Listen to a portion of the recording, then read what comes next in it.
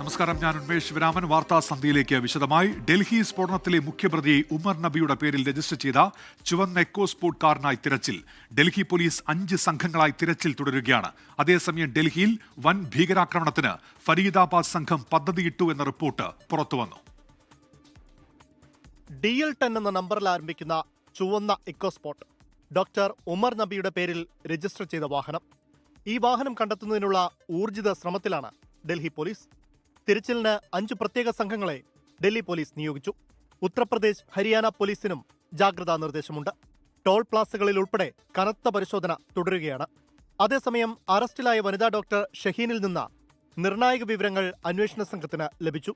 ഡൽഹിയിൽ ആക്രമണം നടത്താനുള്ള പദ്ധതികൾ ചർച്ച ചെയ്തത് ചാറ്റ് ആപ്പുകളിലൂടെയെന്ന് ഷഹീൻ വെളിപ്പെടുത്തി. റിപ്പബ്ലിക് ദിനത്തിലും ദീപാവലിക്കും ആക്രമണം നടത്തുകയായിരുന്നു ലക്ഷ്യം. ഡോക്ടർ ഉമർ നബി ഭീകരാക്രമണ പദ്ധതികളെക്കുറിച്ച് ചർച്ച ചെയ്തിരുന്നു. അൽ-ഫലാഖ് സർവകലാശാലയിലെ ചില ഡോക്ടേഴ്സിനെ സംബന്ധിച്ചും ചോദ്യം ചെയ്യലിൽ ഷഹീൻ നിർണായക വിവരങ്ങൾ നൽകിയെന്നാണ് സൂചന. ജനുവരിയിൽ ഡോക്ടർ മുസമ്മിലും ഡോക്ടർ ഉമറും ചെങ്കോട്ട പരിസരത്തെത്തി. മുസമ്മലിന്റെ ഫോണിൽ നിന്നാണ് ഈ വിവരം ലഭിച്ചത്. വെള്ളക്കോളർ ഭീകരസംഘത്തിന്റെ നേതാവ് ഉമർ നബി എന്നാണ് അന്വേഷണ ഏജൻസികൾ നൽകുന്ന സൂചന. 24 ഡൽഹി.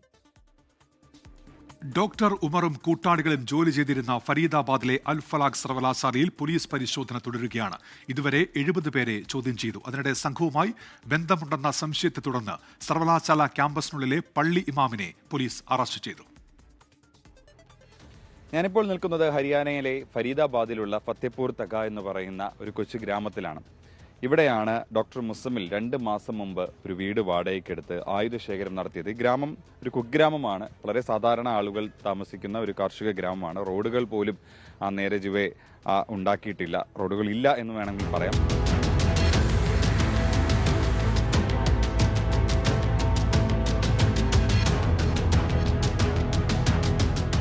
സ്ഫോടക വസ്തുക്കളുടെ അസംസ്കൃത വസ്തുക്കൾ ശേഖരിക്കുന്നതിനും അവ ഒരുക്കുന്നതിനും ജെയ്ഷെ മുഹമ്മദിന് വേണ്ട ലോജിസ്റ്റിക് ഏകോപനത്തിനുമായി ഡൽഹിയിൽ സ്ഫോടനം നടത്തിയ ഡോക്ടർ ഉമറും പിടിയിലായ മറ്റ് ഡോക്ടേഴ്സും പ്രൊഫഷണൽ യോഗ്യതകൾ ദുരുപയോഗം ചെയ്തുവെന്നാണ് കണ്ടെത്തൽ. ഫരീദാബാദ് സംഘവുമായി കൂടുതൽ പേർക്ക് പങ്കുണ്ടോ എന്ന് അന്വേഷണ സംഘം പരിശോധിക്കുന്നു. ഇതാണ് ആ വീട്. 2 മാസം മുമ്പാണ് ഈ വീട് വാടകയ്ക്കെടുത്തത്.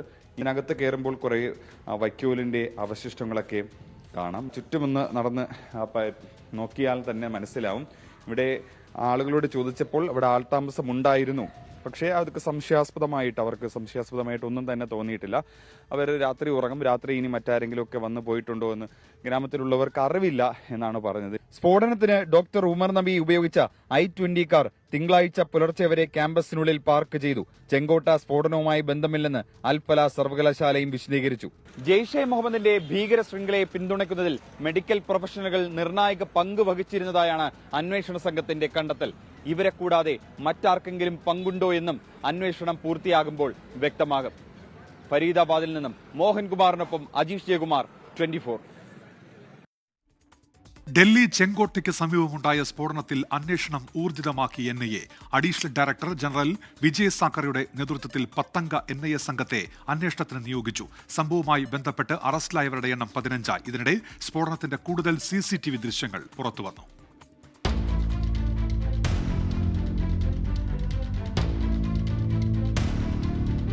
സിഗ്നലിന് പിൻവശത്തെ CCTV ദൃശ്യങ്ങളാണ് ഇന്ന് പുറത്തുവന്നത്. സ്ഫോടനത്തിന് പിന്നാലെ ക്യാമറകൾ പ്രവർത്തനരഹിതമായി. സ്ഫോടനത്തിൽ 3 ഇടങ്ങൾ കേന്ദ്രീകരിച്ചാണ് ദേശീയ അന്വേഷണ ഏജൻസിയുടെയും വിവിധ സംസ്ഥാനങ്ങളിലെ പോലീസിന്റെയും അന്വേഷണം പുരോഗമിക്കുന്നത്. ഹരിയാനയിലെ ഫരീദാബാദിലുള്ള അൽ-ഫലാഖ് സർവകലാശാല, ജമ്മു കശ്മീരിലെ പുൽവാമ, ഉത്തർപ്രദേശിലെ സഹാരൻപൂർ എന്നിവിടങ്ങളിൽ പരിശോധനകൾ തുടരുകയാണ്. ഡോക്ടർ ഉമർ നബിയും ഫരീദാബാദിൽ സ്ഫോടക വസ്തുക്കൾ കണ്ടെത്തിയ സംഭവത്തിൽ അറസ്റ്റിലായ ഡോക്ടേഴ്സായ മുസമ്മിൽ, ഷഹീൻ, ആദിൽ എന്നിവരുമായി ബന്ധപ്പെട്ട 15ഓളം പേരാണ് അറസ്റ്റിലായത്. ഇവരുടെ കുടുംബാംഗങ്ങൾ ഉൾപ്പെടെ നിരവധി പേർ കസ്റ്റഡിയിലുണ്ട്. ശ്രീനഗറിൽ നിന്ന് ഫരീദാബാദ് സംഘവുമായി ബന്ധമുണ്ടെന്ന് കരുതുന്ന ഡോക്ടർ തജാമുൽ അഹമ്മദ് മാലിക്, ഹരിയാന മേവാത്ത് മേഖലയിലെ മതപ്രഭാഷകൻ മൗലവി ഇഷ്തിയാഖ്, താരിഖ് എന്നയാൾക്ക് കാർ വിറ്റ ഫരീദാബാദിലെ റോയൽ കാർ സോൺ ഡീലർ എന്നിവരെയാണ് ഇന്ന് കസ്റ്റഡിയിലെടുത്തത്. NIA additional director general Vijay സാഖറയുടെ നേതൃത്വത്തിലുള്ള 10 അംഗ അന്വേഷണ സംഘത്തെ നിശ്ചയിച്ചു. Delhi, Jammu Kashmir police case file NIAക്ക് കൈമാറും. അതേസമയം ജെയ്ഷെ മുഹമ്മദിനപ്പുറം കൂടുതൽ ഭീകര സംഘടനകൾക്ക് ഫരീദാബാദ് സംഘവുമായി ബന്ധമുണ്ടെന്നാണ് സൂചന. സ്ലീപ്പർ സെല്ലുകൾ കേന്ദ്രീകരിച്ച് രാജ്യവ്യാപക അന്വേഷണം പുരോഗമിക്കുന്നുണ്ട്. ജമ്മു കശ്മീരിൽ സോപ്പോർ, കുൽഗാം എന്നിവിടങ്ങളിലായി 230 ഇടങ്ങളിൽ റെയ്ഡ് തുടരുകയാണ്. 24 ഡൽഹി. ഡൽഹി ചെങ്കോട്ടയ്ക്ക് സമീപമുണ്ടായ സ്ഫോടനത്തിന്റെ പശ്ചാത്തലത്തിൽ സുരക്ഷാ കാര്യങ്ങൾക്കുള്ള കേന്ദ്ര മന്ത്രിസഭാ സമിതി യോഗം ചേരുന്നു. പ്രധാനമന്ത്രി നരേന്ദ്രമോദിയുടെ അധ്യക്ഷതയിലാണ് യോഗം. നേരത്തെ ഭൂട്ടാൻ സന്ദർശനത്തിന് ശേഷം തിരികെയെത്തിയ പ്രധാനമന്ത്രി LNJP ആശുപത്രിയിൽ പരിക്കേറ്റവരെ സന്ദർശിച്ചു. ഗൂഢാലോചനയ്ക്ക് പിന്നിലുള്ളവരെ നിയമത്തിന് മുന്നിൽ കൊണ്ടുവരുമെന്ന് പ്രധാനമന്ത്രി പറഞ്ഞു. ബൽറാം നെടുങ്ങാടിയുണ്ട് വിവരങ്ങളുമായി ഇപ്പോൾ ഡൽഹിയിൽ നിന്ന്. ബൽറാം, യോഗം എങ്ങനെ പുരോഗമിക്കുന്നു? വിവരങ്ങൾ. ഉന്മേഷ്, പ്രധാനമന്ത്രി നരേന്ദ്രമോദിയുടെ അധ്യക്ഷതയിലുള്ള സുരക്ഷാ കാര്യങ്ങൾക്കായുള്ള കേന്ദ്ര മന്ത്രിസഭാ സമിതി യോഗം അല്പസമയം മുമ്പാണ് ആരംഭിച്ചത്. ആഭ്യന്തരമന്ത്രി അമിത്ഷാ, പ്രതിരോധ മന്ത്രി രാജ്നാഥ് സിംഗ്, ഒപ്പം തന്നെ ധനമന്ത്രി നിർമ്മല സീതാരാമൻ അടക്കമുള്ള മുതിർന്ന മന്ത്രിസഭാംഗങ്ങൾ ഈ യോഗത്തിനായി എത്തിച്ചേർന്നിട്ടുണ്ട്. ഇതുകൂടാതെ ഉന്നത ഉദ്യോഗസ്ഥരും ഈ യോഗത്തിൽ പങ്കെടുക്കുന്നുണ്ട്. പ്രധാനമായും ഇന്നത്തെ യോഗത്തിന്റെ ഒരു അജണ്ട എന്നുള്ളത് ഈ ചെങ്കോട്ട സ്ഫോടനവുമായി ബന്ധപ്പെട്ട് വിവിധ സുരക്ഷാ ഏജൻസികൾ കേന്ദ്ര ആഭ്യന്തരമന്ത്രിക്ക് റിപ്പോർട്ട് സമർപ്പിച്ചിരുന്നു. ഇതിന്റെ പ്രാഥമിക അവലോകനങ്ങൾ ഉൾപ്പെടുന്ന ഈ റിപ്പോർട്ട് സംബന്ധിച്ചുള്ള ചർച്ചകൾ ഇന്നത്തെ യോഗത്തിലുണ്ടാകും. ഈ സ്ഫോടനത്തിന്റെ സ്വഭാവം അവലോകനം ചെയ്തുകൊണ്ട് ഇതൊരു ചാവേർ ആക്രമണമല്ല, മറിച്ച് അബദ്ധത്തിലോ അല്ലെങ്കിൽ വളരെ പെട്ടെന്ന് ആസൂത്രണം ചെയ്ത് നടപ്പാക്കിയ പൂർണ്ണമായി നിർമ്മിക്കാത്ത ഒരു സ്ഫോടക വസ്തു ഉപയോഗിച്ചുള്ള സ്ഫോടനമാണ് എന്ന ഒരു നിഗമനത്തിലാണ് അന്വേഷണ സംഘം ഉള്ളത്. ആ ഒരു റിപ്പോർട്ടാണ് ആഭ്യന്തരമന്ത്രിക്ക് മുന്നിൽ ഉള്ളത്. എന്നാൽ ഇതിൽ വിദേശ ഭീകര സംഘടനകളുടെ പങ്ക് ഉൾപ്പെടെയുള്ള കാര്യങ്ങൾ സംബന്ധിച്ചുള്ള യാതൊരു വിവരങ്ങളും ഇതുവരെ ഏജൻസികൾ പുറത്തുവിട്ടിട്ടില്ല. അത്തരം ബന്ധങ്ങൾ സംബന്ധിച്ച് തെളിവുകൾ ഉണ്ടെങ്കിൽ അത് ഇന്നത്തെ യോഗത്തിന് മുന്നിലെത്തും. തുടർന്ന് എന്ത് നടപടി ഈ വിഷയത്തിൽ സ്വീകരിക്കണം എന്നുള്ള കാര്യം തീരുമാനമെടുക്കുക ഈ ഉന്നതതല യോഗം തന്നെയാണ്. നേരത്തെ ഈ പഹൽഗാം ഭീകരാക്രമണത്തിന് പിന്നാലെ ചേർന്ന സുരക്ഷാകാര്യ കേന്ദ്രമന്ത്രിസഭാ സമിതി യോഗം കടുത്ത നിലപാടുകളിലേക്ക്, നടപടികളിലേക്കും തീരുമാനങ്ങളിലേക്കും നീങ്ങിയിരുന്നു. സമാനമായ നീക്കം, സമാനമായ ഗൗരവത്തോടെ തന്നെ ഈ ഒരു ആക്രമണവും കാണുന്നു എന്നാണ് കേന്ദ്ര സർക്കാർ വൃത്തങ്ങൾ അറിയിക്കുന്നത്. ഏത് തരത്തിലാണോ ഓപ്പറേഷൻ സിന്ദൂർ ഘട്ടത്തിൽ രാജ്യം ആ ഒരു ഭീകരാക്രമണത്തെ നോക്കിക്കാണ്ടത്, സമാനമായി തന്നെ നടപടികൾ ഈ ഒരു വിഷയത്തിൽ ഉണ്ടാകും. എന്തായാലും ഈ യോഗത്തിൽ നിന്നുണ്ടാകുന്ന തീരുമാനങ്ങൾ ഏറെ നിർണായകമാണ്. ഉന്മേഷ്. ബൽറാം നെടുങ്ങാടിയാണ് വിവരങ്ങൾ നൽകിയത്. PMC പദ്ധതി മരവിപ്പിക്കണമെന്നാവശ്യപ്പെട്ട് സംസ്ഥാന സർക്കാർ കേന്ദ്രത്തിന് കത്തയച്ചു. കത്ത് വൈകുന്നതിൽ അതൃപ്തി അറിയിച്ച് CPI മന്ത്രിമാർ മുഖ്യമന്ത്രിയെ കണ്ടതിന് പിന്നാലെയാണ് നടപടി. കത്തയച്ച വാർത്ത 24 പുറത്തുവിട്ടതിന് പിന്നാലെ വിദ്യാഭ്യാസ മന്ത്രി V ശിവൻകുട്ടി ഇക്കാര്യം സ്ഥിരീകരിച്ചു. CPI കലാപക്കൊടി ഉയർത്തിയതോടെ LDF-ൽ രാഷ്ട്രീയ പ്രതിസന്ധി ഉണ്ടാക്കിയ PMC പദ്ധതി വിവാദത്തിലെ പ്രധാന ഒത്തുതീർപ്പ് വ്യവസ്ഥയായിരുന്നു കത്തയക്കൽ. മന്ത്രിസഭാ തീരുമാനം വന്ന് 13 ദിവസം കഴിയുമ്പോഴാണ് കേന്ദ്രത്തിന് കത്തയക്കണമെന്ന വ്യവസ്ഥ പാലിക്കുന്നത്. ഇന്ന് രാവിലെയോടെ സർക്കാരിന് വേണ്ടി പൊതുവിദ്യാഭ്യാസ സെക്രട്ടറി K. വാസുകിയാണ് കേന്ദ്ര മാനവവിഭവശേഷി മന്ത്രാലയത്തിന് കത്തയച്ചത്. പദ്ധതി പുനഃപരിശോധിക്കുന്നതിനെക്കുറിച്ച് പഠിക്കാൻ മന്ത്രിസഭാ ഉപസമിതിയെ നിയോഗിച്ചിട്ടുണ്ടെന്നും സമിതിയുടെ റിപ്പോർട്ട് വരുന്നതുവരെ പദ്ധതി മരവിപ്പിക്കണമെന്നുമാണ് കത്തിലെ ആവശ്യം. ഇതിനെ സംബന്ധിച്ചിടത്തോളം തുടർ നടപടികൾ നിർത്തിവെക്കുന്നതിന് വേണ്ടി കേന്ദ്രത്തെ രേഖാമൂലം അറിയിക്കുമെന്ന് പറഞ്ഞല്ലോ. അതിപ്പോൾ രേഖാമൂലം അറിയിച്ചിട്ടുണ്ട്. മുഖ്യമന്ത്രി പ്രഖ്യാപിച്ചിരുന്ന സംഗതിയാണല്ലോ. ബാക്കി കാര്യങ്ങളൊക്കെ തന്നെ ഉപസമിതി കൂടി ആലോചിക്കും. CPI വീണ്ടും രാഷ്ട്രീയ സമ്മർദ്ദം ശക്തമാക്കിയതോടെയാണ് കത്തയക്കാൻ സർക്കാർ നിർബന്ധിതമായത്. മന്ത്രിസഭാ തീരുമാനമെടുത്ത് 2 ആഴ്ചയായിട്ടും കത്തയക്കാത്തതിൽ അതൃപ്തി അറിയിച്ച് CPI മന്ത്രിമാർ ഇന്ന് രാവിലെ മുഖ്യമന്ത്രിയെ കണ്ടിരുന്നു. ഇതിന് പിന്നാലെയാണ് കത്തയക്കൽ നടപടികൾക്ക് വേഗം കൈവന്നത്. CPI പറഞ്ഞു സംശയമൊന്നും ആർക്കും വേണ്ട, കത്തയക്ക് വന്നു. ആ കത്ത് ഇപ്പോൾ അയച്ചിരിക്കുന്നു. നിങ്ങളുടെ എല്ലാം ആശങ്ക അസ്ഥാനത്താണ് എന്ന കാര്യം തെളിയിക്കപ്പെട്ടിരിക്കുന്നു. കമ്മ്യൂണിസ്റ്റ് പാർട്ടിയുടെ അഭിപ്രായത്തിൽ ഇത് ഉറപ്പിച്ചു പറയട്ടെ, വീണ്ടും LDF രാഷ്ട്രീയത്തിൻ്റെ വിജയമാണ്. പദ്ധതി മരവിപ്പിക്കണമെന്നാവശ്യപ്പെട്ടുള്ള സംസ്ഥാനത്തിന്റെ കത്തിനോട് കേന്ദ്രം എന്ത് നിലപാട് സ്വീകരിക്കുമെന്നതാണ് നിർണായകമായ കാര്യം. R. ശ്രീജിത്ത്, 24, തിരുവനന്തപുരം. ശബരിമല സ്വർണ്ണക്കൊള്ളയിൽ തിരുവിതാംകൂർ ദേവസ്വം ബോർഡ് മുൻ പ്രസിഡന്റ് A. പത്മകുമാറിനെ ചോദ്യം ചെയ്യാൻ പ്രത്യേക അന്വേഷണ സംഘം. ചോദ്യം ചെയ്യലിന് ഹാജരാകാൻ ആവശ്യപ്പെട്ട് A. പത്മകുമാറിന് SIT നോട്ടീസ് നൽകി. N. വാസു സ്വർണം ചെമ്പാക്കിയത് ബോർഡ് അംഗങ്ങളുടെ അറിവോടെയെന്ന് റിമാൻഡ് റിപ്പോർട്ട്. സ്വർണ്ണക്കൊള്ളക്കേസിൽ ഹൈക്കോടതി നിർദ്ദേശപ്രകാരം അഴിമതി നിരോധന വകുപ്പ് കൂടി ചുമത്തി. ശബരിമല സ്വർണ്ണക്കൊള്ളയിൽ തിരുവിതാംകൂർ ദേവസ്വം ബോർഡ് മുൻ പ്രസിഡന്റ് N. വാസുവിന്റെ പങ്ക് വ്യക്തമാക്കുന്നതാണ് റിമാൻഡ് റിപ്പോർട്ട്. സ്വർണ്ണക്കൊള്ളയ്ക്ക് N. വാസു ഒത്താശ ചെയ്തു. സ്വർണം ചെമ്പാക്കിയത് ബോർഡ് അംഗങ്ങളുടെ അറിവോടെയെന്നും റിപ്പോർട്ടിലുണ്ട്. അതേസമയം മുൻ പ്രസിഡന്റ് A. പത്മകുമാറിനെ അധികം വൈകാതെ ചോദ്യം ചെയ്യാനാണ് SIT നീക്കം. ഹാജരാകാൻ ആവശ്യപ്പെട്ട A. പത്മകുമാറിന് നോട്ടീസ് നൽകിയെങ്കിലും സാവകാശം തേടിയതായാണ് വിവരം. ശബരിമല സ്വർണ്ണക്കൊള്ളയിൽ അഴിമതി നിരോധന വകുപ്പുകൾ ചുമത്തി. ഹൈക്കോടതി നിർദ്ദേശപ്രകാരമാണ് നടപടി. ഈ സാഹചര്യത്തിൽ കേസ് കൊല്ലം വിജിലൻസ് കോടതിയിലേക്ക് മാറ്റും. 24, തിരുവനന്തപുരം, പത്തനംതിട്ട. ശബരിമല മണ്ഡലകാല ഒരുക്കങ്ങളിൽ ഹൈക്കോടതിക്ക് അതൃപ്തി. ഭക്തർക്ക് അടിസ്ഥാന സൗകര്യം ഉറപ്പാക്കണമെന്നും ശുചിമുറികൾ വർദ്ധിപ്പിക്കണമെന്നുമാണ് നിർദ്ദേശം. മേൽശാന്തിമാർക്കൊപ്പമെത്തുന്ന സഹായികളുടെ വിവരങ്ങൾ നൽകാൻ ദേവസ്വം ബോർഡ് സാവകാശം തേടി. മണ്ഡലകാലം തുടങ്ങാൻ ദിവസങ്ങൾ മാത്രം അവശേഷിക്കുകയാണ് ദേവസ്വം ബെഞ്ചിന്റെ നിർദ്ദേശം. ശുചിമുറികളുടെ എണ്ണത്തിൽ കോടതി അതൃപ്തി രേഖപ്പെടുത്തി. 53 ലക്ഷം ഭക്തർ വരുന്നിടത്ത് 1000 ശുചിമുറികൾ കൊണ്ട് എന്ത് കാര്യമാണുള്ളത്? അടുത്ത സീസണിലെങ്കിലും ഇത് വർദ്ധിപ്പിക്കാൻ നടപടി വേണമെന്ന് നിർദ്ദേശിച്ചു. അടിസ്ഥാന സൗകര്യങ്ങളില്ലെങ്കിൽ ക്യൂവിന്റെ എണ്ണം കുറയ്ക്കേണ്ടി വരുമെന്നും കോടതി ഓർമ്മിപ്പിച്ചു. ശബരിമലയിൽ രാസകുങ്കുമ വിൽപ്പന നിരോധിച്ച കോടതി ഉത്തരവ് ചോദ്യം ചെയ്തുള്ള ഹർജി ദേവസ്വം ബെഞ്ച് തള്ളി. പരിസ്ഥിതി പ്രശ്നങ്ങളും ഭക്തരുടെ ആരോഗ്യവും പരിഗണിച്ചാണ് ഹൈക്കോടതി തീരുമാനമെടുത്തത്. രാസകുങ്കുമത്തിന്റെ ബുദ്ധിമുട്ട് മനസ്സിലാകണമെങ്കിൽ ഹർജിക്കാരൻ വീട്ടിലുള്ള ഭാര്യയുടെയും മക്കളുടെയും ദേഹത്ത് തേച്ചാൽ മതിയെന്നും കോടതി വിമർശിച്ചു. ശബരിമല മാളികപ്പുറം മേൽശാന്തിമാരുടെ സഹായികളുടെ വിശദാംശങ്ങൾ സമർപ്പിക്കാൻ ദേവസ്വം ബോർഡ് സാവകാശം തേടി. 10 ദിവസം ഹൈക്കോടതി സമയം അനുവദിച്ചു. ശബരിമല സ്വർണ്ണക്കൊള്ള വിവാദത്തിന്റെ പശ്ചാത്തലത്തിലായിരുന്നു കോടതി സഹായികളുടെ വിവരം തേടിയത്. വിഷ്ണു സുരേഷ്, 24, കൊച്ചി. കേരള സർവകലാശാലയിൽ നാടകീയ രംഗങ്ങൾ. വൈസ് ചാൻസലർ ഡോക്ടർ മോഹനൻ കുന്നുമലിനെ SFI പ്രവർത്തകർ തടഞ്ഞു. വിസിയുടെ രാജി ആവശ്യപ്പെട്ടും ജാതി അധിക്ഷേപത്തിൽ വിവാദത്തിലായ ഡീൻ ഡോക്ടർ CN വിജയകുമാരിയെ പുറത്താക്കണമെന്ന ആവശ്യം ഉന്നയിച്ചുമായിരുന്നു പ്രതിഷേധം. സർവകലാശാല ആസ്ഥാനത്ത് ചേർന്ന സെനറ്റ് യോഗം ഇടതംഗങ്ങളുടെ പ്രതിഷേധത്തിൽ സ്തംഭിച്ചു.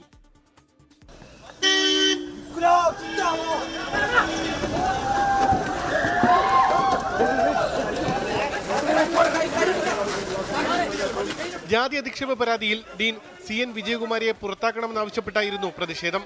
SFI പ്രവർത്തകർ സർവകലാശാലയിലേക്ക് മാർച്ച് നടത്തി.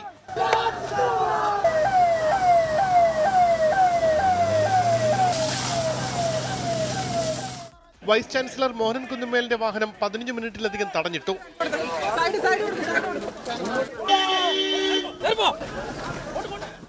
സെനറ്റ് യോഗത്തിൽ ഇടതംഗങ്ങളും ശക്തമായി പ്രതിഷേധമുയർത്തി.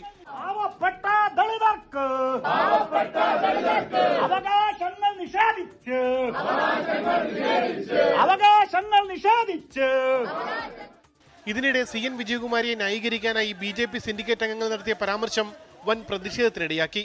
ടീച്ചറുടെ വീട്ടിൽ ടീച്ചർക്കും ടീച്ചറുടെ കുട്ടികൾക്കും ഭർത്താവിന് പോലും അന്നം വിളമ്പി കൊടുക്കുന്നത് ഒരു ദളിതാണെന്ന് നിങ്ങൾക്ക് എത്ര പേർക്ക് അറിയാം? അപ്പോൾ അങ്ങനെയുള്ള ഒരാളിനെയാണ് അധിക്ഷേപിക്കുന്നത്. അപ്പോൾ ദളിതിന്റെ ഇതൊന്നും നമുക്ക് കേൾക്കണം കേട്ടോ. ഉത്തരം കിട്ടുമ്പോൾ കുഞ്ഞനം കാട്ടെന്ന് പറയുന്ന ഇതാണ്.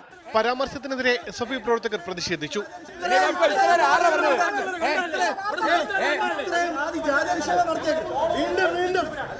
ജാതി അധിക്ഷേപത്തിലും സെനറ്റ് യോഗം കലങ്ങിയതിലും പ്രതിഷേധവുമായി UDF അംഗങ്ങളും രംഗത്തെത്തി. 24 തിരുവനന്തപുരം. ഡൽഹി സ്ഫോടനത്തിലെ മുഖ്യപ്രതി ഡോക്ടർ ഉമർ നബിയുടെ ഉടമസ്ഥതയിലുള്ള ചുവന്ന കാർ കണ്ടെത്തി. ഹരിയാനയിലെ ഖണ്ഡാവാലിയിലെ ഫാം ഹൌസിന് സമീപത്താണ് കാർ കണ്ടെത്തിയത്. വിവരങ്ങളുമായി ബൽറാം നെടുങ്ങാടി. ബൽറാം, ഈ കാറിനായി വ്യാപക തിരച്ചിൽ നടക്കുകയായിരുന്നല്ലോ, വിവരങ്ങൾ ബൽറാം. ഉന്മേഷ്, അല്പസമയം മുമ്പാണ് ഡൽഹി പോലീസ് ഈ വാഹനം കണ്ടെത്തിയിരിക്കുന്നത്. ഡൽഹി സ്ഫോടന കേസിലെ മുഖ്യപ്രതി ഡോക്ടർ ഉമർ മുഹമ്മദ് ഉപയോഗിച്ചിരുന്ന അല്ലെങ്കിൽ അയാളുടെ ഉടമസ്ഥതയിലുള്ള ചുവന്ന ഫോർഡ് എക്കോ സ്പോർട്ട് വാഹനത്തിന് വേണ്ടി കഴിഞ്ഞ മണിക്കൂറുകളിൽ ഡൽഹി പോലീസ് ഡൽഹി, ഹരിയാന, ഉത്തർപ്രദേശ് എന്നീ 3 സംസ്ഥാനങ്ങളിൽ തെരച്ചിൽ നടത്തുകയായിരുന്നു. ഒടുവിൽ ഇപ്പോൾ ഹരിയാനയിലെ ഫരീദാബാദിലെ ഖണ്ഡാവാലി ഗ്രാമത്തിന് സമീപം ഒരു ഫാം ഹൌസിന് സമീപത്തു നിന്നാണ് ഈ വാഹനം കണ്ടെത്തിയിരിക്കുന്നത്. വാഹനം ഇപ്പോൾ ഫോറൻസിക് സംഘം വിശദമായി തന്നെ പരിശോധന നടത്തിക്കൊണ്ടിരിക്കുകയാണ്.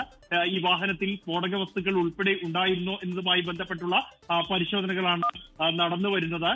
ഈ വാഹനം കണ്ടെത്തുന്നതിനായി 5 സംഘങ്ങളെ, പ്രത്യേക സംഘങ്ങളെ ഡൽഹി പോലീസ് നിയോഗിച്ചിരുന്നു. കാരണം ഇന്ന് രാവിലെയാണ് ഇത്തരത്തിൽ ഈ ഒമർ മുഹമ്മദിന് മറ്റൊരു വാഹനം കൂടി ഉണ്ടായിരുന്നു എന്ന വിവരം പോലീസിന് ലഭിക്കുന്നത്. തുടർന്ന് ഈ I-20 വാഹനം ഇവർക്ക് കൈമാറിയ, ഇവർക്ക് വിറ്റ ഡീലർ ഉൾപ്പെടെയുള്ളവരെ ചോദ്യം ചെയ്യുകയും നിലവിൽ അറസ്റ്റിലായ കസ്റ്റഡിയിലുള്ള മുഴുവൻ പേരുടെയും രേഖകൾ ഉൾപ്പെടെ പരിശോധിക്കുകയും ചെയ്തിരുന്നു. തുടർന്നാണ് ഈ വാഹനം ഒമർ മുഹമ്മദിന്റെ പേരിൽ 2017 നവംബർ 22-ന് രജിസ്റ്റർ ചെയ്ത വാഹനമാണ് എന്നും ഡൽഹിയിലെ രജോരി ഗാർഡൻ RTOയിലാണ് ഈ വാഹനം രജിസ്റ്റർ ചെയ്തത് എന്നതടക്കമുള്ള വിവരങ്ങൾ ഡൽഹി പോലീസിന് ലഭിച്ചിരുന്നു. തുടർന്നാണ് അന്വേഷണം ആരംഭിച്ചത്. പ്രധാനമായും ഇത്തരത്തിൽ ഒരു വാഹനം കൈവശമുള്ള ഒരു SUV വാഹനം കൈവശമുള്ള ഉമർ മുഹമ്മദ് എന്തുകൊണ്ട് മറ്റൊരു വാഹനം മറ്റൊരാളെ ഉപയോഗിച്ച് വാങ്ങുകയും അത് കഴിഞ്ഞ അവസാന 10 ദിവസങ്ങൾ ഉപയോഗിക്കുകയും ചെയ്തു എന്നുള്ളതാണ്. അതുകൊണ്ട് തന്നെ ഇതൊരു ചാവേർ ആക്രമണം പദ്ധതിയുമായി ലക്ഷ്യം വെച്ച് തന്നെയാണോ ഈ i20 വാഹനം കാർ വാങ്ങിയത് എന്ന സംശയത്തിലേക്കാണ് പോലീസ് നീങ്ങിയത്. ഇത്തരത്തിൽ നേരത്തെ ഇവരോടൊപ്പം തന്നെ ജോലി ചെയ്തിരുന്ന ഇവരുടെ കൂട്ടാളിയുടെ വാഹനത്തിൽ നിന്നാണ് ഏതാണ്ട് 300 കിലോയിലേറെ സ്ഫോടക വസ്തുക്കൾ അമോണിയം നൈട്രേറ്റ് പിടികൂടിയത്. സമാനമായി തന്നെ ഈ എക്കോസ്പോർട്ട് വാഹനത്തിലും സ്ഫോടക വസ്തുക്കൾ ഉൾപ്പെടെ സൂക്ഷിച്ച് ഏതെങ്കിലും സ്ഥലത്ത് ഇത് ഒളിപ്പിച്ചിട്ടുണ്ടോ എന്ന ഒരു സംശയത്തിലായിരുന്നു പോലീസ് ഉള്ളത്. വാഹനത്തിൽ ഇപ്പോൾ പരിശോധന നടക്കുകയാണോ ബൽറാം? ഈ അന്വേഷണ ഏജൻസികൾ സംശയിക്കുന്ന എന്താണ്? ഈ സ്ഫോടക വസ്തുക്കൾ ഇത്തരത്തിൽ മറ്റു വാഹനങ്ങളിലും എവിടേക്കെങ്കിലും മാറ്റിയിട്ടുണ്ട് അല്ലെങ്കിൽ എത്തിച്ചിട്ടുണ്ടെന്നാണോ? ഉന്മേഷ്, ഈ വാഹനത്തെ സംബന്ധിച്ചിടത്തോളം ഒട്ടേറെ ദുരൂഹതകൾ, ചോദ്യങ്ങൾ ബാക്കി നിന്നിരുന്നു. ഒന്ന്, ഇത്തരത്തിൽ മറ്റൊരു ഭീകരാക്രമണ പദ്ധതി, ഒരു ചാവേർ ആക്രമണ പദ്ധതിക്കായി ഈ വാഹനവും ഉപയോഗിക്കാനുള്ള സാധ്യത പോലീസ് പരിശോധിച്ചിരുന്നു, അത് കണക്കാക്കിയിരുന്നു. കൂടാതെ ഈ വാഹനത്തിൽ സ്ഫോടക വസ്തുക്കൾ സൂക്ഷിച്ചിട്ടുണ്ടാകാനുള്ള സാധ്യതയും പോലീസ് പരിശോധിച്ച് വന്നിരുന്നു. ഇതോടൊപ്പം തന്നെ മറ്റേതെങ്കിലും ഭീകരാക്രമണ ലക്ഷ്യം വെച്ച് ഈ വാഹനം മറ്റെവിടെയെങ്കിലും സൂക്ഷിച്ചിരിക്കുകയാണോ എന്നതടക്കമുള്ള സംശയങ്ങളും പോലീസിന് ഉണ്ടായിരുന്നു. കൂടാതെ ഈ വലിയ തോതിലുള്ള സ്ഫോടക വസ്തുക്കളാണ് കണ്ടെത്തിയത്. 3000 കിലോയോളം, 2900 കിലോയോളം ആദ്യഘട്ടത്തിലും പിന്നീട് 60 കിലോയോളം സ്ഫോടക വസ്തുക്കൾ കഴിഞ്ഞ ദിവസവും പിടികൂടിയിരുന്നു. ഈ സ്ഫോടക വസ്തുക്കൾ എവിടെ നിന്ന് ശേഖരിച്ചു, അത് കൊണ്ടുവരാൻ ഈ വാഹനം ഉപയോഗിച്ചിട്ടുണ്ടോ തുടങ്ങിയ കാര്യങ്ങൾ എല്ലാം തന്നെ പുറത്തു വരേണ്ടതുണ്ട്. അതിനുവേണ്ടി ഫോറൻസിക് സംഘം ഇപ്പോൾ ഈ വാഹനം പരിശോധിക്കുകയാണ് എന്നാണ് ഡൽഹി പോലീസ് വൃത്തങ്ങളിൽ നിന്നും ലഭിക്കുന്ന സൂചന. എന്തായാലും വാഹനം കണ്ടെത്താൻ കഴിഞ്ഞിരിക്കുന്നു എന്നുള്ളത് വലിയൊരു ആശ്വാസം തന്നെയാണ്. വലിയ ആശങ്ക കഴിഞ്ഞ മണിക്കൂറുകളിൽ ഉണ്ടായിരുന്നു. ഇത്തരത്തിൽ ഈ സ്ഫോടന കേസിലെ മുഖ്യപ്രതിയുടെ പേരിലുള്ള ഒരു വാഹനം, അതിനെക്കുറിച്ച് ഒരു വിവരവും ഉണ്ടായിരുന്നില്ല. അത് എവിടെ എന്നതുമായി ബന്ധപ്പെട്ട് നിലവിൽ കസ്റ്റഡിയിലുള്ള ആളുകൾക്കൊന്നും തന്നെ അറിവുണ്ടായിരുന്നില്ല എന്നതുകൊണ്ട് തന്നെ ഇതിൽ വലിയ തോതിൽ സ്ഫോടക വസ്തുക്കൾ സൂക്ഷിക്കാനുള്ള സാധ്യതയും അല്ലെങ്കിൽ മറ്റൊരു ആക്രമണ പദ്ധതിയുമായി ഇത് മറ്റെവിടെയെങ്കിലും പാർക്ക് ചെയ്തിരിക്കുകയാണോ തുടങ്ങിയ സംശയങ്ങളെല്ലാം തന്നെ ഉയർന്നിരുന്നു. ഈ ഒരു സംശയത്തിന്റെ അടിസ്ഥാനത്തിലാണ് ഡൽഹി അതിർത്തികളിലുള്ള മുഴുവൻ പോസ്റ്റുകളിലും ഒപ്പം തന്നെ പാർക്കിംഗ് ഏരിയകളിലും പോലീസ് കഴിഞ്ഞ മണിക്കൂറുകളിൽ തിരച്ചിൽ നടത്തിയത്. ഉന്മേഷ്. ബൽറാം നെടുങ്ങാടിയാണ് ഡൽഹിയിൽ നിന്ന് വിവരങ്ങൾ നൽകിയത്.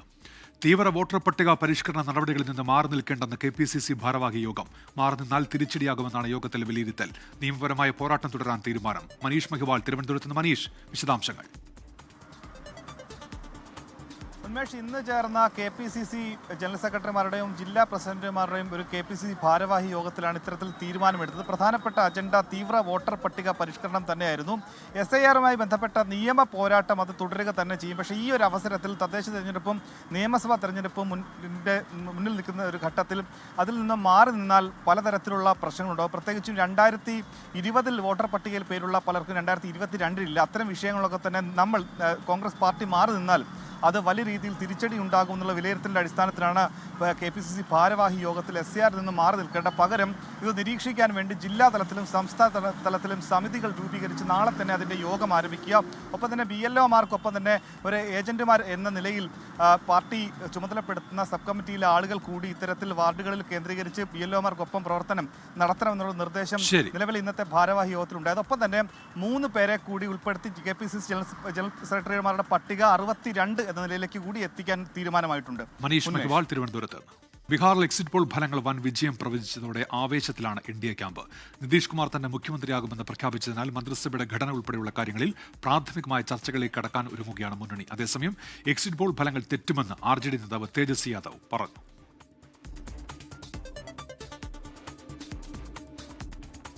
ലോകത്തെവിടെയായാലും ഏത് സമയത്തും 24 വാർത്തകളും ഓഗ്മെന്റഡ് റിയാലിറ്റി പാക്കേജുകളും എക്സ്പ്ലെയിനറുകളും വിശദമായി കാണാൻ ഞങ്ങളുടെ YouTube ചാനൽ നിങ്ങൾക്ക് സബ്സ്ക്രൈബ് ചെയ്യാം.